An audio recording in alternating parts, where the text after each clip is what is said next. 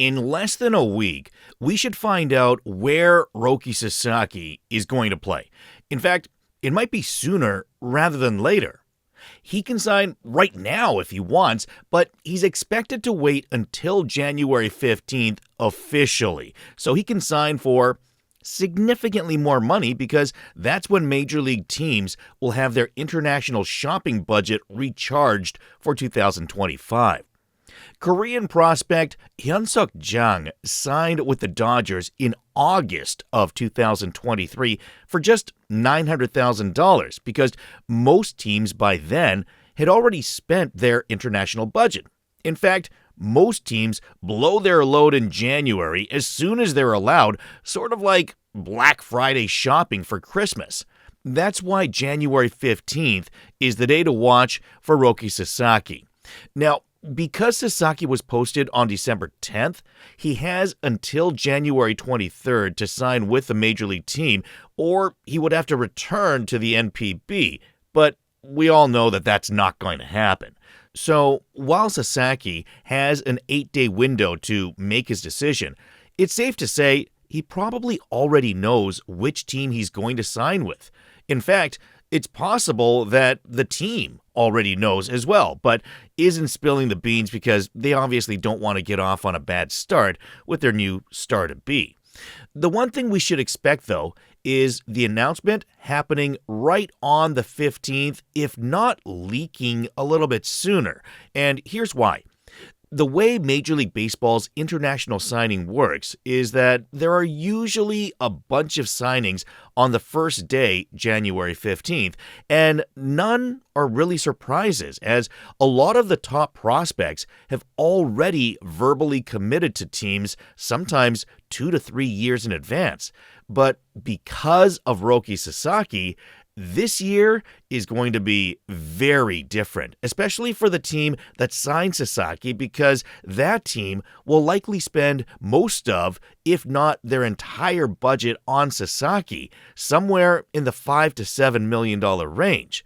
This situation with Sasaki is different from Ohtani signing in 2017 because Major League Baseball changed their international signing day from the summer to January because of COVID in 2020, and they haven't changed it back. So when Ohtani signed, most Major League teams had already spent the bulk of their international budget mid-season in the summer, while Ohtani announced his transfer in the ensuing offseason. So teams wouldn't have been able to give him their full budget until midway through the 2018 season, and Ohtani didn't want to have to wait, and obviously didn't care about what would have been an extra $5 million or so at most. With the international signing day now being in January, it's allowing Asian players to reap a team's full budget, as should happen with Sasaki. So, if a team spends their whole international budget on Sasaki, what's going to happen to all the top international teenagers from Latin American countries that were going to sign with that team? Oh, good question, right? They're obviously going to want as much notice as possible to sign with other teams. And to the team that signed Sasaki, they'll miss out on pretty much all their international signings, which can often be a dozen or more players. Having said that, it'll still be worth it for that team. In fact, it could be franchise-altering for just about any one of the teams that lands him, as they would essentially be receiving an ace-level starting pitcher for around $10 million for 3 years of service, plus 3 more arbitration years. So, to the low-budget teams, they'd get a stud for free, basically, and then could trade him for a haul somewhere in his arbitration years. While to a big budget team, they'd get that top-level talent with a chance to be within reach of the competitive balance tax, so they don't lose too much in terms of draft picks. Really, the only negative part of Roki Sasaki choosing your team is, there's basically zero downside to Sasaki joining your team other than maybe the higher expectations now on your franchise. And it certainly doesn't guarantee you any more postseason success. Just ask the Angels. The point I want to get back to, though, is how this will affect the other international players who would have seen January 15th as a simple formality. There are now hundreds of prospects unsure of where they may end up signing or if they might even end up with a contract at all if the team expected to sign them is the one that lands Sasaki.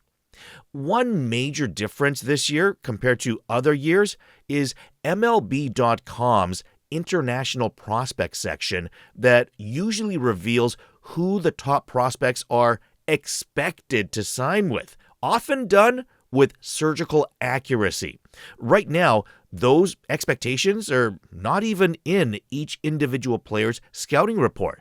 I mean, if you look at their scouting report of other years, you'll see that they clearly list which team each player is expected to sign with, and they're usually right.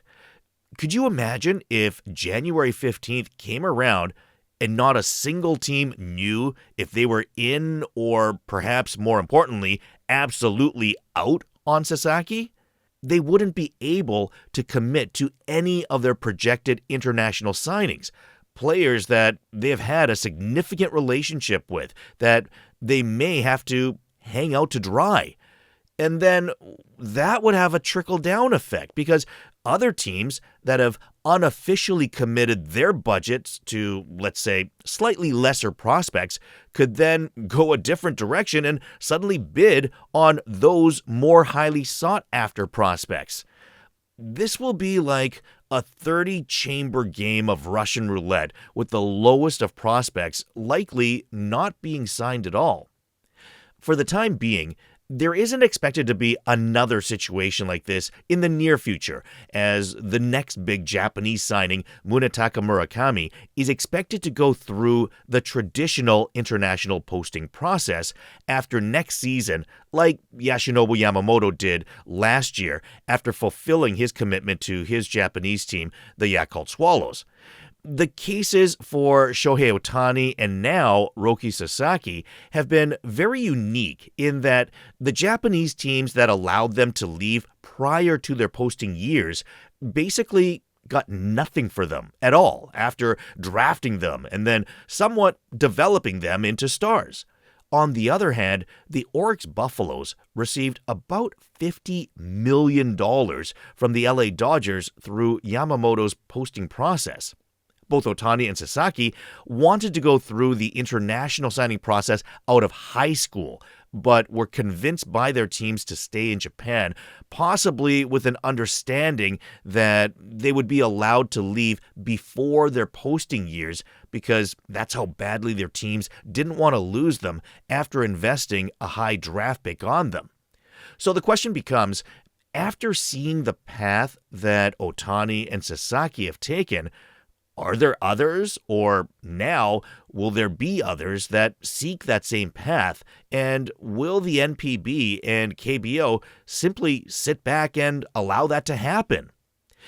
I said there isn't expected to be another player in the near future to take that path, but here's an interesting name to watch for that not many know about just yet. His name is Do-Young Kim of the Kia Tigers in the KBO. Last season, at just 20 years of age, he hit 38 home runs while stealing 40 bases and hitting .347, easily walking away with MVP honors, among the youngest ever to do so. It's possible that his breakout season is a one-year blip, but if he comes anything close to that again in 2025, there will certainly be stories to pressure his KBO team to allow him to transfer to Major League Baseball earlier than his 2028 posting year.